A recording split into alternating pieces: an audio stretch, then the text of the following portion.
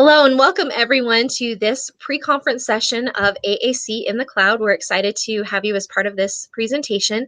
We're excited to present to you Tabi Jones-Wohleber, who will be doing AAC implementation model as a master PAL, and we will turn things over to Tabi. Hi, I'm excited to be sharing Master PAL with you today. This is just so you kind of have an idea of what Master PAL is. This is a series of training resources to support communication partners. All right, so we're going to go ahead and get started. Our learning objectives for today, we're going to talk about interaction behaviors that foster effective and meaningful implementation of AAC. We're going to talk about some of the barriers related to training and supporting communication partners. And we're going to describe factors that improve the effectiveness of communication partner training. So just a little background, Model as a Master PAL really began as a brainstorm. I had the opportunity to attend a number of conferences, and I kept hearing the same sort of strategies about what makes a good communication partner. And I started to write them down. Because I felt like I'm an AAC specialist, that's probably not the right term. I work in the school system, and I work as an assistive technology consultant, so to speak, and I support, a lot of kids who use AAC.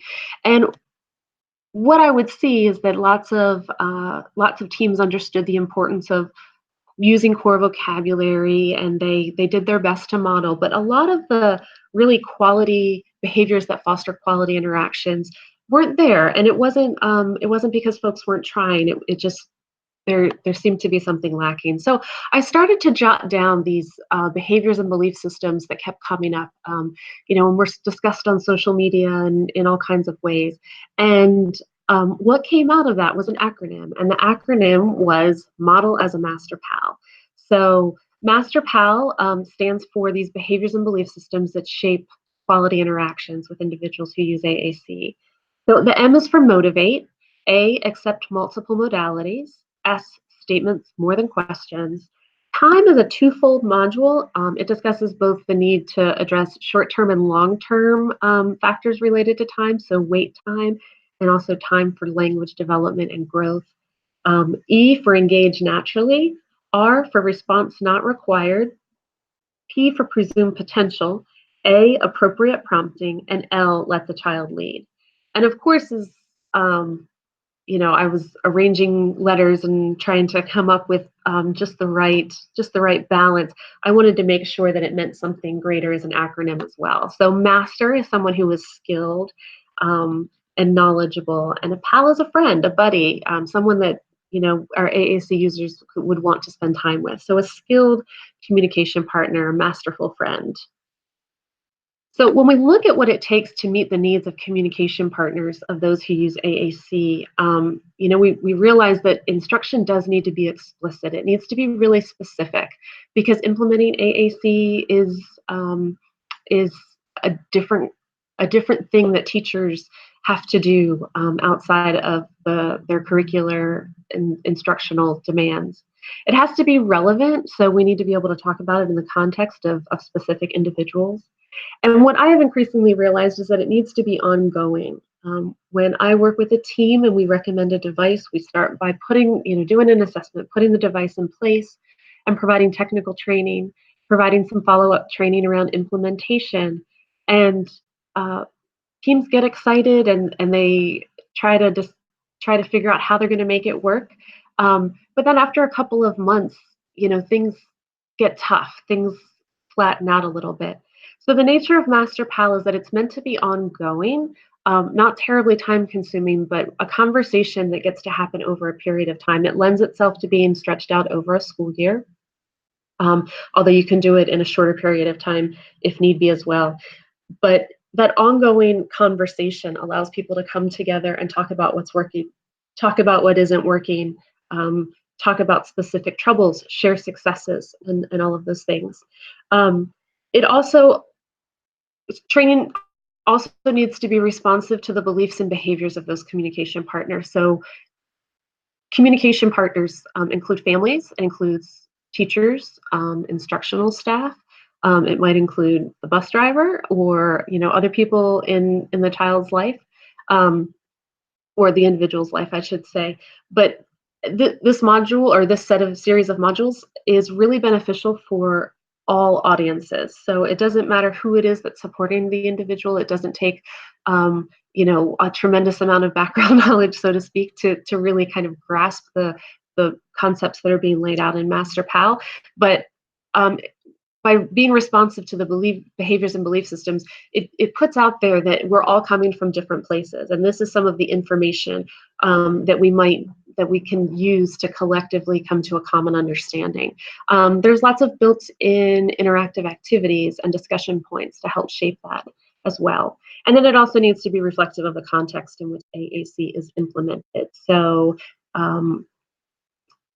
opportunities for parents to talk about how these strategies apply at home, and opportunities for school teams to talk about how these strategies, what they look like in the classroom, is all relevant.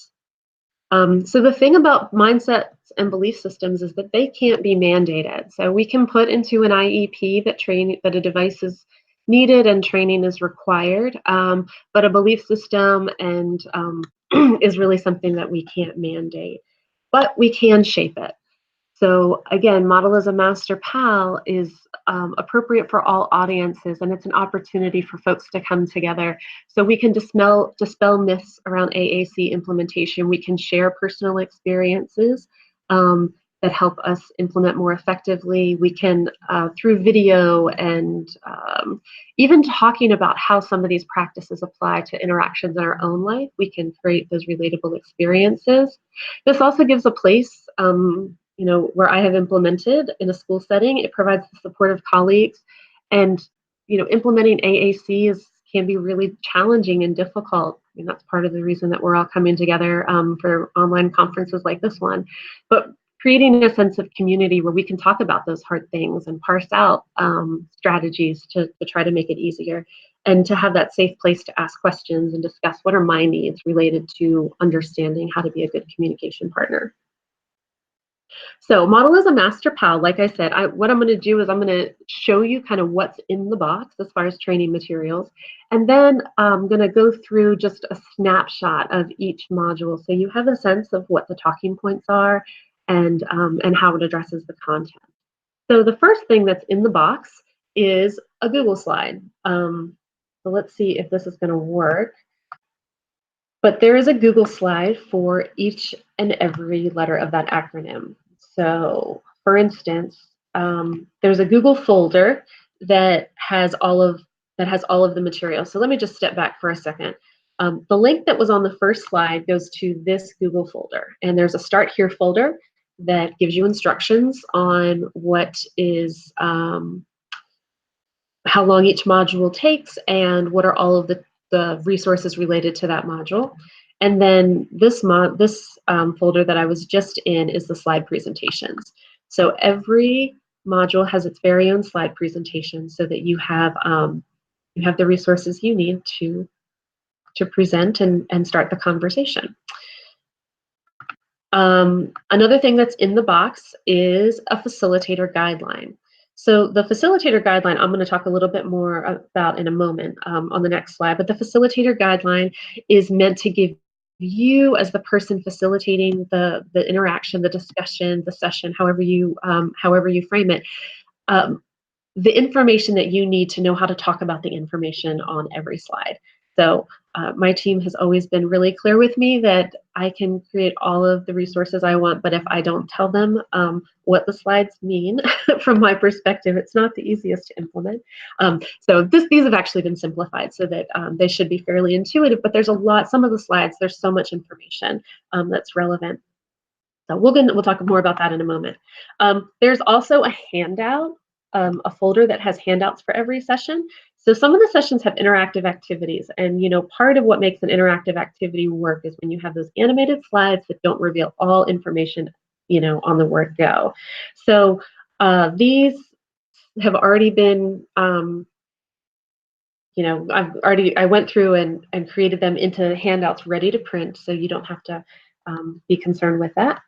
And then there is also a folder of supplemental handouts. So each module has um, additional, I think there's one module that doesn't have additional resources, but there are supplemental handouts for each module. So for instance, there's a prompting hierarchy for the prompting module, and there are some PDFs that can be shared with families and others around modeling, and some of the other things. So that's a folder of supplemental handouts. And then there is, like I said, in the Start Here folder, there is a planning guide. So you can begin to figure out how you want to implement it.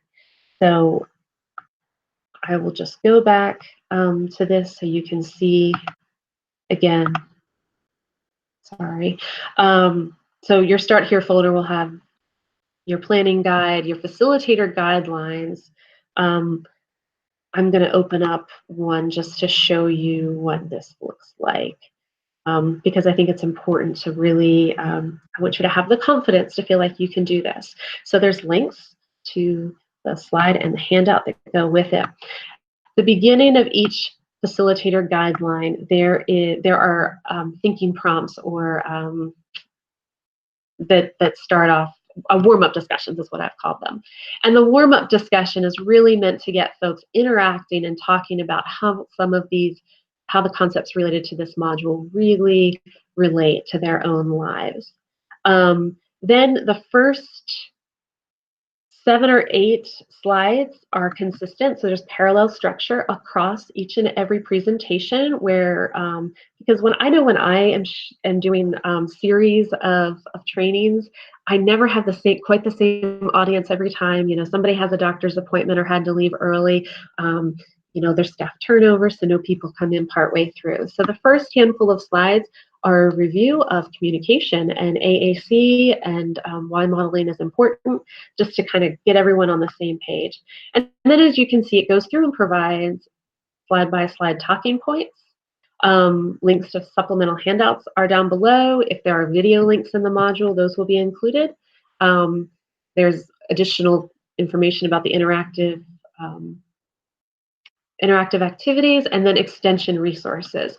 So these extension resources are specifically related to the individual model, and you can feel free to use those however you would like. Oops. Where am I? Sorry.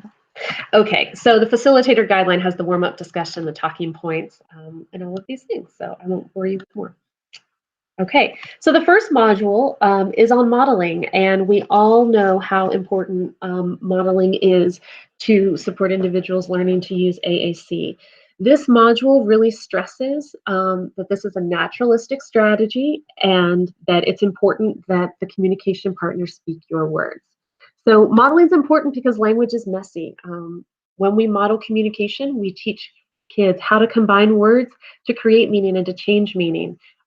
We make mistakes when we talk, and we also make mistakes when we use AAC, and that's powerful for kids to see how we think aloud as we're searching for an individual word. You know, what's our path or our line of thought as we're looking through folders and categories, or even just visually scanning the core page to describe how the words are arranged and what words are near each other. It also teaches kids how to use tools on their device, such as clear and back and home button. And I think it's powerful for communication partners to hear that language is messy, that it doesn't have to be perfect. You don't have to feel proficient to dive in and get started.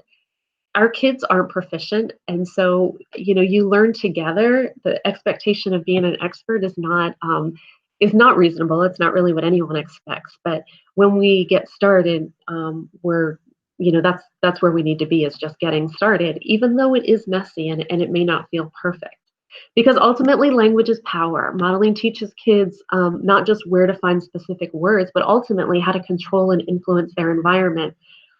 Without words, our ability to express our individuality, our interests, our sense of humor, our preferences can be really limited. I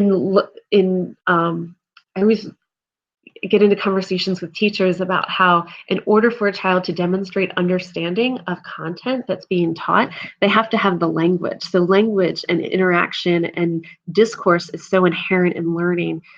that to demonstrate understanding, especially depth of understanding, communication is needed. But a child has to see how it's explained, and how you would say it, before before they may necessarily be able to show that on their own.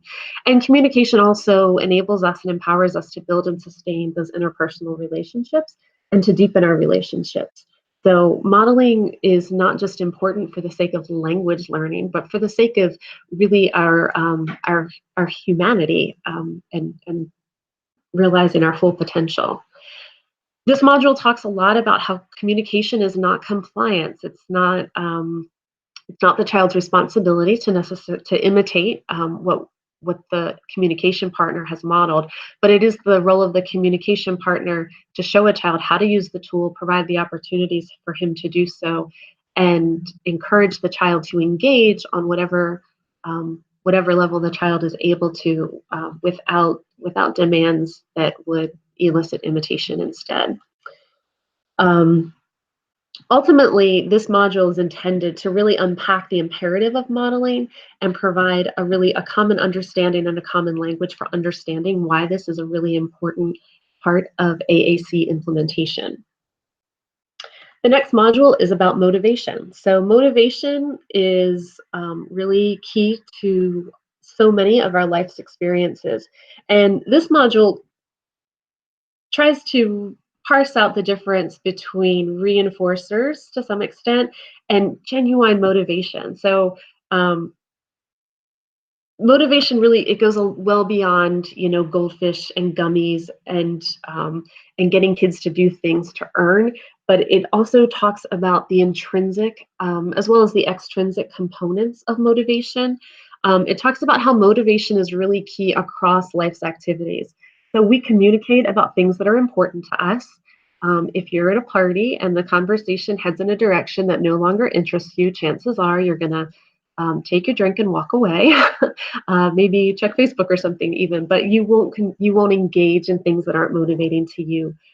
We all know that we learn best and we learn most thoroughly, and we're most engaged in learning when if the content is motivating to us, either because of the way that it's presented or because of the content itself. Motor access, attention, also are highly related to motivation. And even the way we organize our time, our space, tasks and responsibilities, and the opportunities that we seek are directly related to the motivation or the drive, intrinsic or extrinsic, related to that. So when a child is not motivated to engage with a communication partner,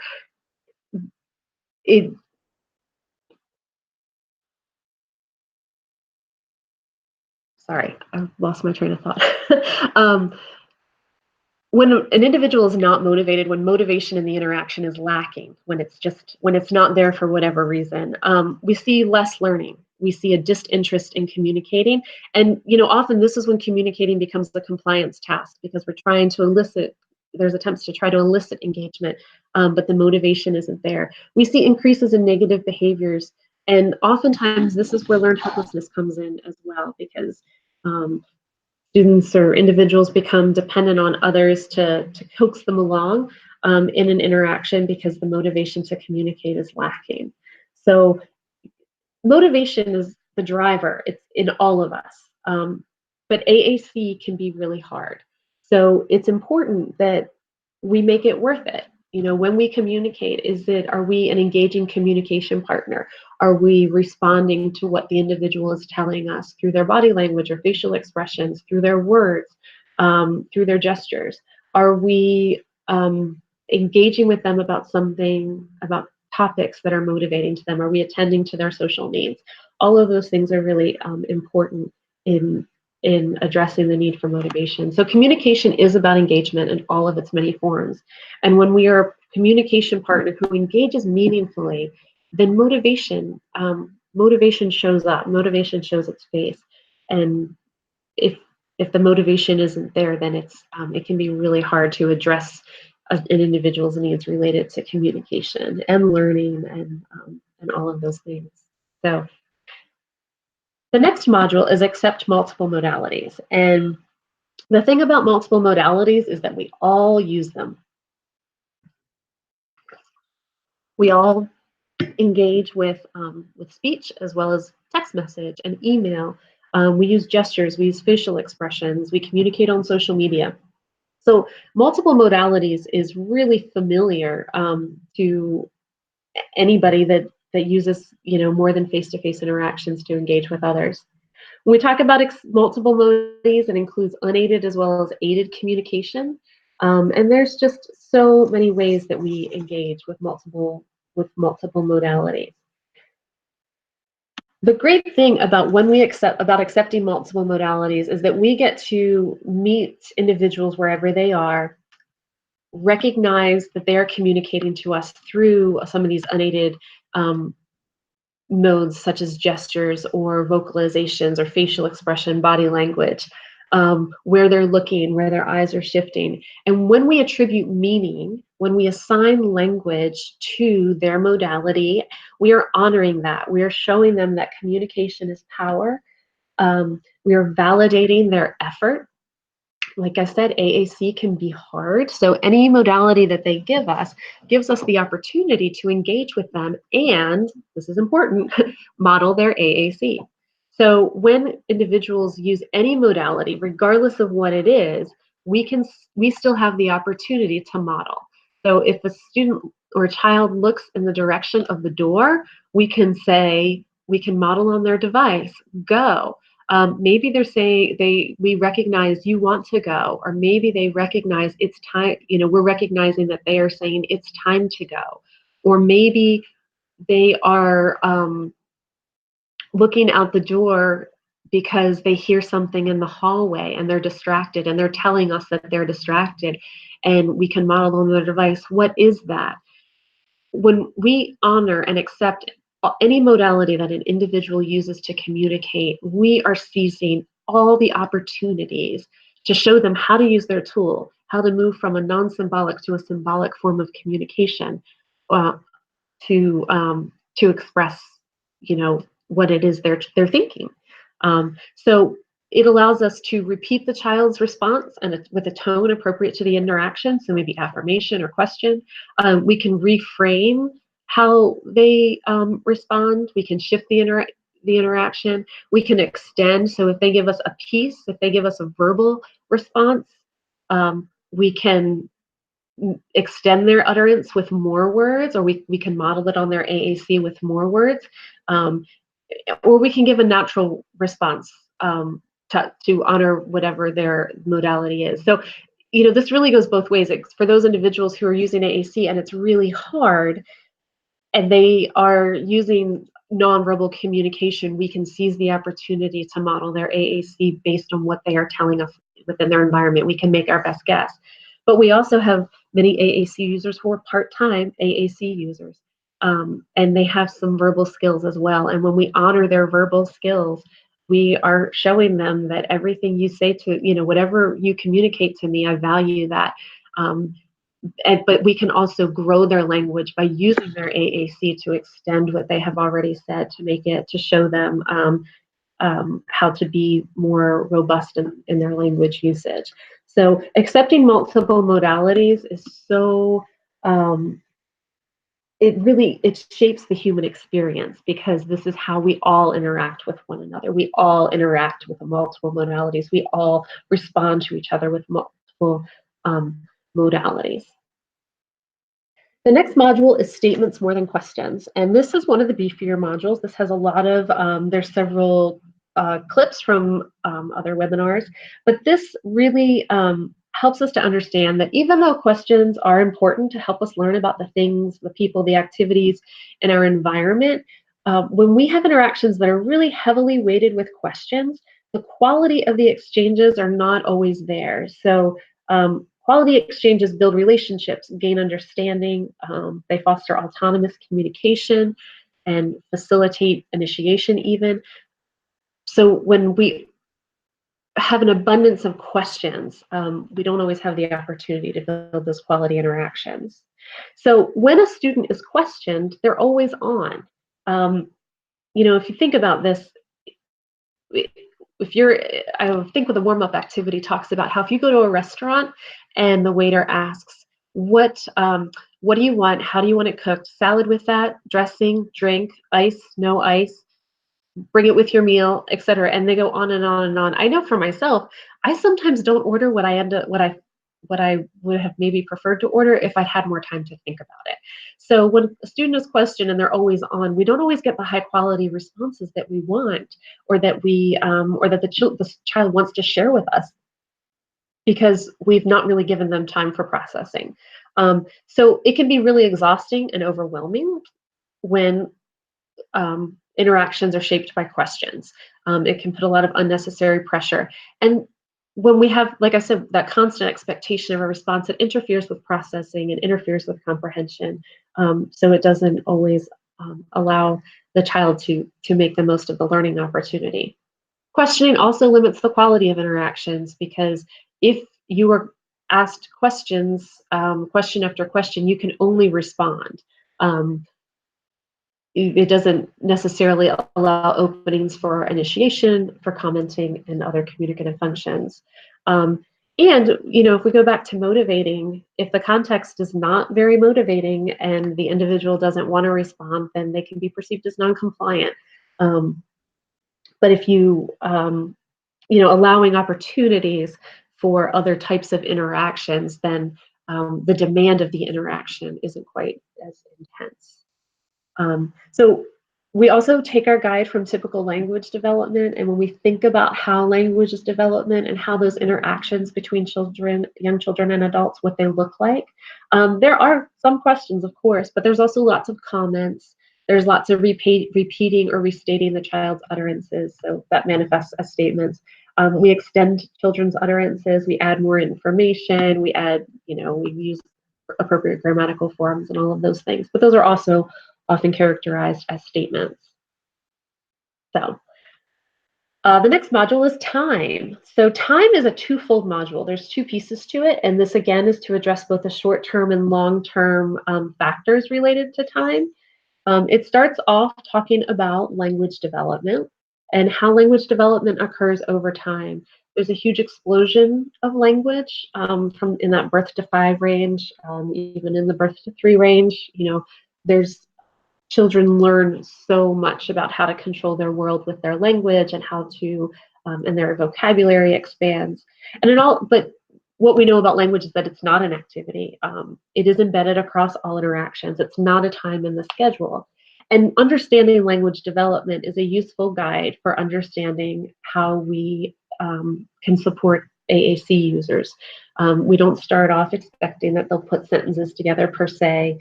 We want to make sure there's fringe vocabulary, perhaps that's motivating to them. So we want their favorite things to be in their device, so that because they're motivated to talk about those things.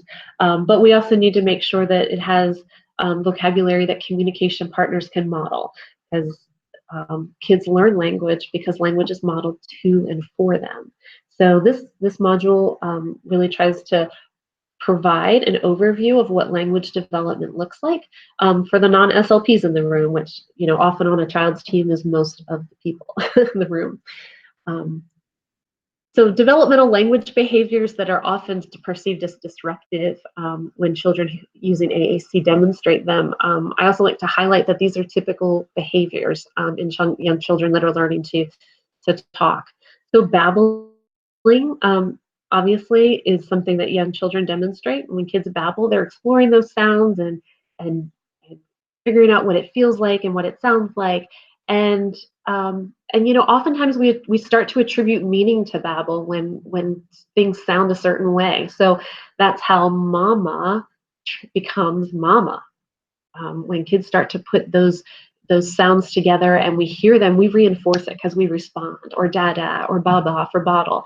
And when we reinforce it, kids are like, huh, I might do that again. And they do it again, and then they learn to make those associations. Children who are learning to talk also demonstrate self-talk. So they practice their language, essentially. They repeat themselves. They say the same things over and over. They talk to themselves while they play. And sometimes I think our AAC users need the opportunity to do that as well, to not to play with their device, so to speak, to practice saying things that they've learned, to explore and look for things that that are motivating to them, and then repetitive utterances. Sometimes I know I have two young boys, and when they were learning to talk, sometimes we would hear the same words or same phrases over and over and over again. I guess also, as a form of practice, yes, but I just think that that's something that kids do as they are learning their language. And our AAC users do it too, and it's not necessarily a disruption. It might be disruptive, I'll give you that. But it's part of their learning. So we need to make sure that we are, respecting it and seeing it through that lens, so that we can address those behaviors appropriately. The second part of the time module talks about wait time is think time.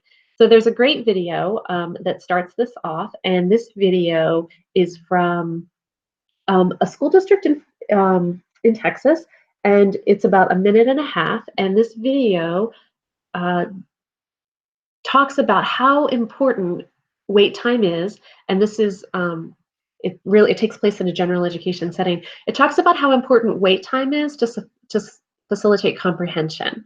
It supports processing, and in our kids with complex needs, it can also support their vision skills, so their ability to attend to visually attend to what's happening in the environment or their communication display in order to respond. For a lot of our kids with complex bodies, their wait time or think time gives the opportunity for motor coordination to be recruited. And in many of our kids, all of the above is really applicable. So this video talks about how important it is in general education settings to provide wait time to facilitate comprehension, and how it increases the quality of the interaction, both on behalf of the teacher and the student, interestingly enough. There's a study that is referenced in the module that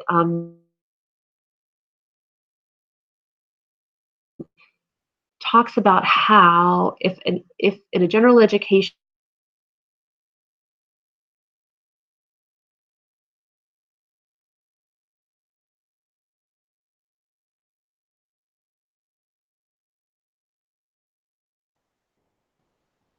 Tabby, I think we may have lost your audio. setting, the average wait time is 1.5 seconds. And if a teacher, you can't hear me? Hello? Now I can. You're back. You're good. You're good. You can hear me? Should I Yep, start over with the slide? Probably not the whole slide, but just maybe a sentence or two. We just lost you for a second. Okay. So wait time is just so imperative for kids to maximize their learning. And the other thing that we learned through wait time is that as we observe an individual's behaviors, we can see when their brain is thinking. So some kids will, I have certainly seen that some kids learn to wait it out and they kind of check out and we have to bring them back. But in many students, when their brain is processing, you can see it. You can see the change, and you can see it in their eyes. You can see it in their body movements. You can see that their brain is thinking. I have a wonderful video that unfortunately I do not have permission to share, but it is a child who is listening to music, and he's using a switch activated device. So when the music times out, he has to activate the switch again to turn the music back on. And he, he's a young man with cerebral palsy, and the music goes off, and it takes him 55 seconds before he's able to hit that switch. And in that time, his body is relatively still, but you can see his eyes moving. You can see his eyes gazing at the device. You can see his fingers start to move a little bit. And it's all very subtle. But after 55 seconds, he reaches out and just nails it. And you can see so clearly that it took 55 seconds for him to get pull everything together, the processing, the motor planning, to pull all of it together in order to activate that device to move, to turn the music back on. So wait time can be really challenging. A lot of our kids require a lot of wait time, but when we provide that wait time, I mean, that is really where we see what they're capable of. Okay, The next module is Engage Naturally. And Engage Naturally is a smattering of several different topics related to how we interact in naturalistic ways. So I often see that when we put a device into the picture or communication boards or alternative systems, we kind of lose perspective on what a natural interaction is. A lot of that is shaped by demands, but Engage Naturally tries to address some of those subtle behaviors that get in the way of our natural engagement. So one thing is understanding that communication is reciprocal. Um, it's sometimes surprising to me how when I observe teams, and there's a lot that they're doing right, but one thing that they forget is to take their turn.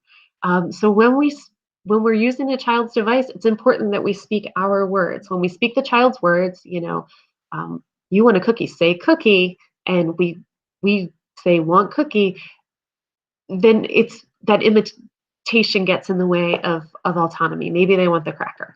But we're holding out, we're cueing them, we're really wanting them to say cookie when that may not be what they want.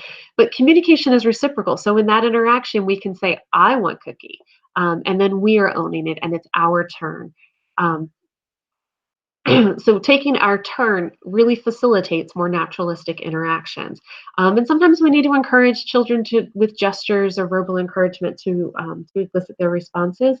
But taking your turn and making sure that the interaction is reciprocal goes a long way towards facilitating natural engagement. The warm-up discussion really addresses this.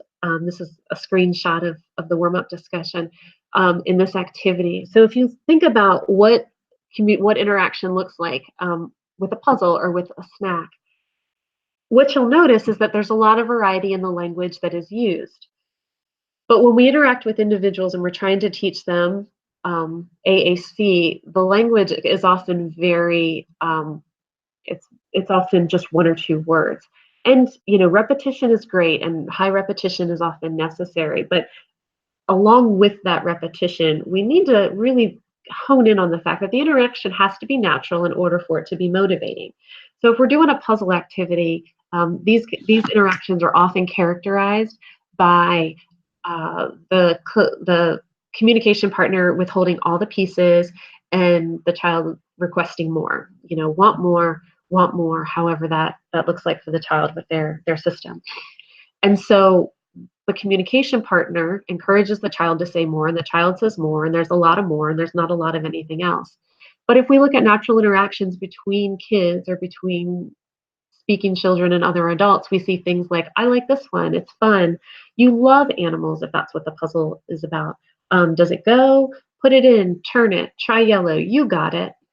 Now, a lot of that is core vocabulary, words that kids have access to on their devices.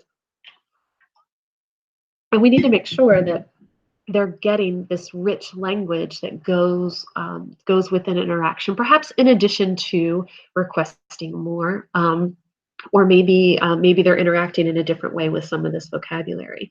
The same for a snack time or a lunchtime interaction. Kids might label what they want, or they might ask for more. And that's often what those interactions look like. But when we are engaging naturally and using a child's device to engage with them, we're saying things like cookies or crackers. It's not open. Want help? That looks yummy. I have more. Uh-oh. So again, we want to use our own words and take our turn and avoid those imitation tasks while we encourage kids to use their tools to show us what they're learning and what their ideas are and what they're thinking and what they want to communicate to us. Engage Naturally also talks about how semantics matter. So I think it's pretty common in classrooms. We hear things like hit your switch or find Monday, during circle time. And, it's really not about those, that's not a very naturalistic way to interact. But if we say things like, rather than hit your switch, what do you have to say? Recognizing that the act of hitting a switch is a communicative act. And I want to hear what it is you're thinking. Rather than find Monday, encourage the child. What do you think? Um, where is that? And encourage the child to engage with you in their autonomous way. Um, that facilitates not engage naturally engaging naturally. Also, this module talks about how different kids need different things.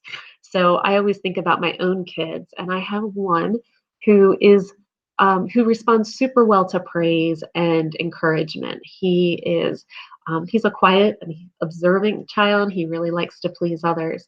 I have another child who really has to be the master of his own ship. He seeks independence in all ways. He really needs to feel like he's not being made to do things, but that he has a part in choosing to do things, even things he doesn't want to do. And I think that that's a really important thing to recognize in the individuals with whom we work. It's important to recognize what drives them.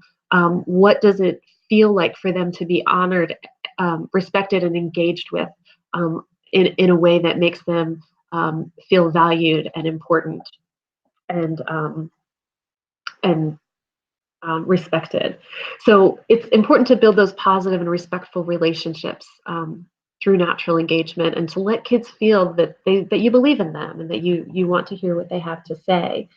Um, Oops, do I have anything else? Okay.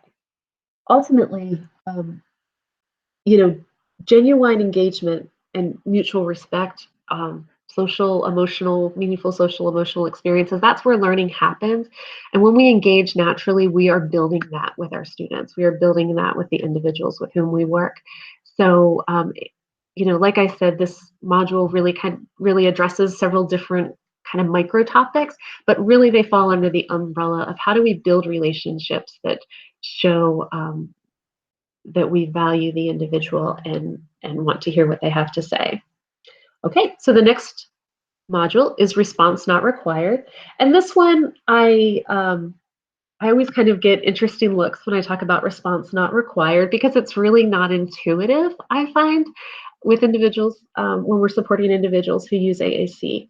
Um, so especially in a school environment, like I had mentioned earlier, discourse is inherent in the classroom. So and responding is inherent in classroom discourse. So when a teacher shares information, asks a question, students respond, and that's how it goes. So the thing about response not required is that when we back off and we take that pressure off, we are really building more quantitative and often qualitative interactions. So just to kind of bring this home, this is part of the warm-up discussion in this module, but at the end of an important phone call, sometimes you need to say things like, I'm going to need to think about that and get back to you. We don't always know how to respond just because we are asked to respond. So, and when we remember that, then we are better equipped to not back ourselves into a corner. So sometimes we need to think about an answer because we don't know it. Sometimes we need to process it so we can understand it better. And sometimes we don't care. Sometimes we don't have an answer because we don't care enough about whatever the question was to give a response. And the same is true of those with whom we work. So when we do not require a response, we actually facilitate comprehension and we give an out. So we avoid this conundrum of backing ourselves into a conversational corner. So when we honor this idea that a response is not required, we change our behaviors. We ask more open-ended questions because open-ended questions may or may not require a response. We use expectant pauses and expectant looks to provide opportunities, but don't necessarily place too much of a pressured demand. But it also gives us the opportunity to perhaps fill in the blanks. So if we are observing an individual and we can observe and describe what they're thinking or where they're at based on their body language, we can give the necessary out. So we might say things such as, you don't seem to understand, maybe we need to learn this again. or try this again. Or you don't seem all that interested. We can go on to something else. Or you can say, I wonder if you're thinking about it. Maybe I need to give you some time and we'll come back to it later. So anything that shows that the individual not responding is not it's okay. It's sometimes a response is not what's going to keep the interaction going. But because a response is not required from the individual, then we don't have, it takes the pressure off to have we talk about how communication is reciprocal and we need to take our turns. But when a response isn't required, we can keep the conversation going even if the individual doesn't respond. We aren't trapped in this dynamic where we are waiting, and a response is not what we're going to get. So we can keep the conversation going. The next module is presumed potential. And presumed potential takes a slightly different tone than some of the other modules, because this module, in my experience, can really elicit a range of emotions from individuals. Some get really excited because they feel passionate about how important this is, which is, what we're really going for. But some people feel guilt and are less willing to engage in these conversations. Some people show disbelief. They'll say things like, well, you haven't met my kid. I believe you in general, but that kind of thing. And then some people feel really encouraged. So this module uses videos and sort of and discussion points that are very open-ended, that invite individuals to participate, but certainly don't require them to. The bottom line is that when we presume potential, it consciously and unconsciously influences the trajectory of our words and our actions. So this module is kind of meant to get under people's skin a little bit, perhaps, but also recognize that people come to the table with different ideas and different experiences, often different understandings about what this means. So throughout the course of this module, I come from the perspective that presuming potential is providing opportunities for learning and growing, regardless of where a child's at, and not assuming that you can predict where they're going to max out, or that they will ever max out in their learning and their growing, in their ability to communicate. And it assumes that every child is going to learn, communicate, and contribute to their classroom community. This module, part of it includes a series of statements, and I give participants the opportunity. I put up 2 or 3 statements at a time, and I give participants the opportunity to read them and share aloud or internally reflect on what those statements mean to them. So those statements describe what presumed potential means from a parent perspective. And this sometimes, with some groups, this has really led to a lot of discussion. And with some groups, it leads to some quiet contemplation, but not a lot of out loud discussion, or some discussion between small groups of people.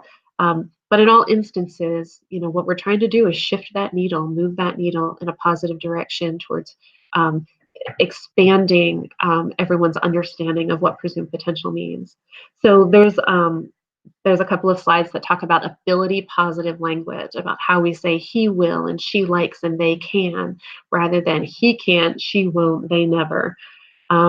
It talks about how we respect the child by using language and interaction behaviors that foster engagement rather than compliance.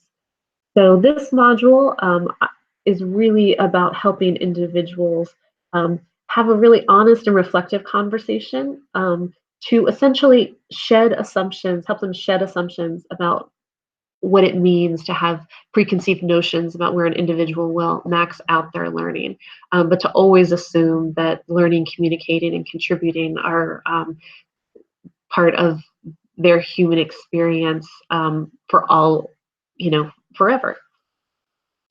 So appropriate prompting is the next module. And appropriate prompting, this is a module that it's very interesting as an SLP. I feel like I've had a lot of guidance and conversations, and it's something I have a reasonable understanding of.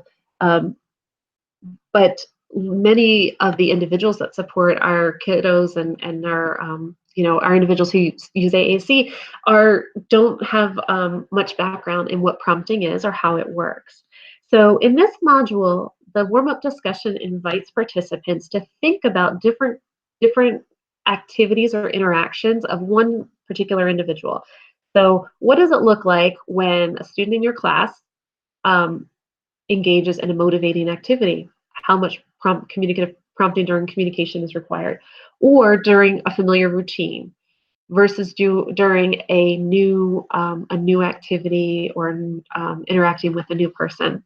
And what you realize is that a prompting isn't static. It's very dynamic, and it depends on the context and the communication partner and how engaging the interaction is. So the prompt hierarchy that is laid out, is a pretty familiar. Essentially, we move from a most to a least prompting hierarchy for a new skill. So when we're using a new skill, a new device, new vocabulary, new content, we would use a most to least to teach something that is new. But then we use a least to most for a skill that is emerging. So once an individual understands expectations around the skill, understands how to navigate within the skill, we are going to switch to a least to most. And the reason that we do that is to avoid prompt dependence. So when we stick with a most to least for too long, kids wait it out. They assume that this is the game as I wait for the cue. So a prompt hierarchy is not meant to be used in a way that produces prompt dependency in students. So that's why it's important to make that shift. But prompts are also not used to fill in that quiet space while a student is responding. So this is really hard for some people. And it's so when we bring attention to this, it helps to shift the understanding about the purpose and the process for using those cues. When we have those decreased quality interactions, prompt dependence, passive engagement, and poor use of tools is what happens when appropriate prompting is not applied. This module also unpacks how hand underhand provides the perceived benefits of hand overhand. So hand underhand is, I've heard it described, people will support students by saying hop on, and the child takes their hand and places it on, or hops their hand on top of their communication partner's hand, and the communication partner goes about modeling. At any point in time, the child can hop off if they no longer want to be a part of the interaction. So it provides it helps them to feel the motor plan or feel the pathway for navigating to find a device. It obviously supports engagement because there's physical contact. But when you provide hand under or hand overhand prompting, it it is often the reaction of an individual to pull away because you don't want to be held. So you pull away, and if you aren't pulling away and you go along for the ride, you're passive in that. So there's not a lot of learning going on. So hand underhand, it of course feels more respectful and is not so pushy. These were actually taken from Practical AAC. The link is at the bottom that spells this out. But this is so I find this an important thing to talk about and discuss, to shift the way that individuals interact in prompting situations. Okay, so the last module is Let the Child Lead. And Let the Child Lead is really geared towards those students who are difficult to engage and to gain that initial joint attention. I think in general, Let the Child Lead is a really useful way of thinking about how we interact with kiddos, because when we are meeting them where they are and letting them lead, then we know we've got the motivation in play and a willingness to engage with us. And that's where it can be so natural to engage naturally. But when we have really complicated kids, or really kids who have really high sensory needs and low joint attention, this can be especially important. So this module, so for an example, if you want to think about that child, I think of these children often. I encounter them in pre-K and early elementary classrooms. And these are the children that walk in and kind of run their fingers down the blinds and then drag their hand across the bookshelf and knock everything on the floor, and might go over to the window and tap tap tap tap tap, and they just are not really engaging in the activities of the classroom, or with any of the peers or adults in the classroom. They're not easily redirected. They're not attentive to the music or the video, or the anything that's really happening in the classroom. So when we're trying to establish communication for these individuals, we have to start where they are. We have to start with joint attention. We know that learning emerges from meaningful social emotional experiences. So we have to meet the child in their space. And when we express interest in the child and what they are doing, and we make bids for engagement on their terms, then we have an opening to begin to build relationships, to foster communication, to figure out what it means to support their learning where they are. Engagement um, releases dopamine. So when we can meet a child where they are, we can start that cycle of getting those good feelings to emerge, and then they come back to us because they want that experience again. And that repetition of good feeling and dopamine release provides those opportunities for positive experiences, which will eventually lead to skills and learning and relationships. But it starts with meeting the child where they are. Um, so when we follow the child's attention, when we foster or facilitate joint attention by following the child's lead, it's really, we're observing the child. We are figuring out what is it that they're interested in, that they're willing to engage with in this environment. We look at how they're moving about the room and interacting with different items. I've had discussions with teams about some of the behavior. So when you see a child squeeze themselves under a table, like, it shows you that they have a sensory need. To be in that tight space, or when they run really fast across the room and then stop abruptly, it provides a sensory sensation. And when we begin to observe these behaviors in terms of how that's benefiting the child, then we can begin to think about what's important to that child, or what inputs can help a child, how we can meet that child where they are. So another consideration is, can we imitate what the child is doing? So if a child is doing if they're getting low on the ground and kind of moving the letters around on the carpet, if we get low to them and we go and we start to move the letters around, do they acknowledge us? Will they let us into their world in that way? Can we make a bid for a turn? So if they are flipping through a book, and maybe the book is sideways or upside down, but we reach over and we point to something in the book, do they pause and acknowledge what we're doing, as we begin to try to enter their world? And then once we do have a moment where they are recognizing that we are present in their environment and they're pausing to notice us, can we get them to do something to sustain the interaction? So if you're introducing bubbles and they are willing to screw on the lid, or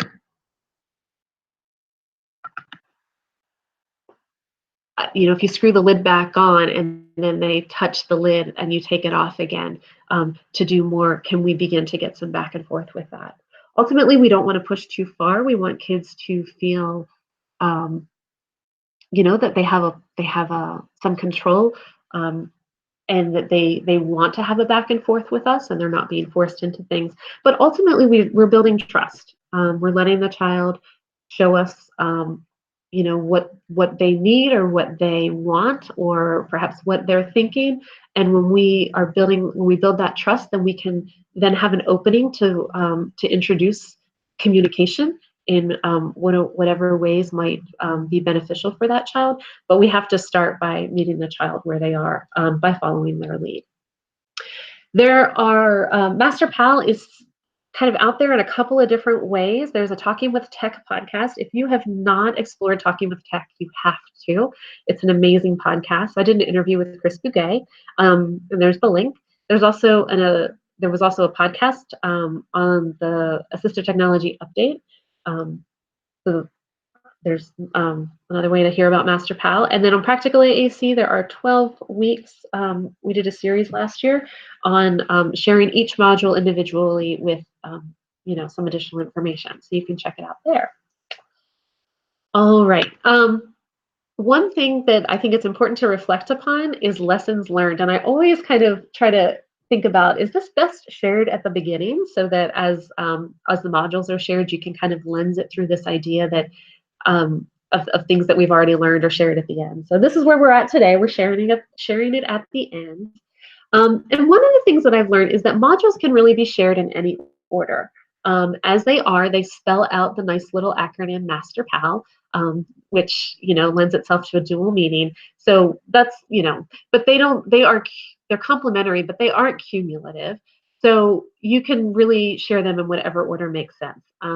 There are times when I have shared the prompting module and the time module sort of independently with teams that needed that information without going through the whole MasterPal series. And then moving forward, I'm doing this in the fall, and the individuals I've been planning with, we've talked about how we're going to put presumed potential at the very beginning, because we think that that's a really important important concept, belief system, to set the stage for all of the information that follows. So like I said, they're complementary, they are not cumulative, so share them in any order that makes sense. Like I did say in the beginning, it is intended to be shared over time. There is redundancy in the modules. Modeling obviously is a redundant theme throughout. There are several modules that in some form and varying amounts of depth address language development and how we use that as a guide. So if you can't really do this as a full day workshop, because then you would hear the same information over and over again. And it's good to hear. It's good for us to hear information over and over in order to understand it and understand it in different ways. But so that redundancy is built in when it's shared over time. And that is really how it is meant to be, that ongoing support. I would urge you to resist skipping the warm-up discussions. I think it's an easy thing to cut when we're time strapped, but even if you kind of trim it down, those warm-up discussions really get people talking. Talking about how to be a good communication partner, it's hard to kind of fess up to the idea that perhaps you aren't a good communication partner. And I think all of us have room to grow in that. But those warm-up discussions really get folks talking and being honest about where they're at in their journey as a communication partner. So I have really felt that the amount of participation that I get out of a group has a lot to do with those warm-up discussions. I would, of course, encourage you to make this your own. I put these out there because I had a need to talk about how to be an effective communication partner beyond just using core vocabulary, which is so important. But I needed something to help me talk about this in more depth, and so MasterPal came out of that. And so, but I don't think it's perfect by any stretch, and I definitely am open to and welcome feedback, but make it your own, however it works for you. And the last part is allow time for discussion. So learning to be a good communication partner, like I said, early on, it's not something that can be mandated. How to do it per se, it really is shaped by these understandings of how we interact with one another. So allow that time for discussion so people can learn from and share their ahas, learn from each other to help them on their journey. There are, in the folder, the MasterPal folder, there are some more resources that are going to be added in by the end of summer. This one is already in here, the kind of summary sheet. I was finding that I needed a way to talk about MasterPal that was a little bit bigger than just stating the acronym, to share with administrators and some of my teams to kind of get them to buy into the initial idea of it. So this is kind of a brief overview of MasterPal and some summary statements. Some of the feedback that I have gotten from various individuals who I know are using it is that they wanted a piece for staff to be reflective with. So they wanted like a reflection summary, so that people could write down what they're thinking rather than just kind of leaving at the end of it. And I think that that's such an important part of adult learning, that I want to make sure that that gets included in. So I'll be working on that this summer, and that will be in there. And then another thing that is going to be included, this is almost finished, is these are, I call them environmental posters. And I actually started this earlier this year, and I put them on the back of bathroom doors in one of my schools to help just bring attention to some of the ideas, embedded in MasterPal. So it's a nice way to kind of reinforce some of the things that might be discussed in a PL session, throughout the work week. So those will be added to the folder by the end of the summer, so stay tuned. All right, so this is a recorded session, so we're not going to have the opportunity for questions, but my email is included. So if you want to reach out and share your thoughts and experiences or any feedback, I am open to that. All right, thank you so much for your time. I hope you get a chance to explore MasterPal and enjoy the rest of the conference. Have a great summer. Awesome. Thank you so much, Tabi. We really appreciate your time. And we will take a link to the information that you've shared and put that on our conference page so that as people click on your particular session, they can also find a link to the information that you're sharing here. We hope everybody will take advantage of that. These are some great suggestions and opportunities to grow for you and your team. We really appreciate you sharing those, Tabi, and for allowing us to kind of have part of your insight and experience there.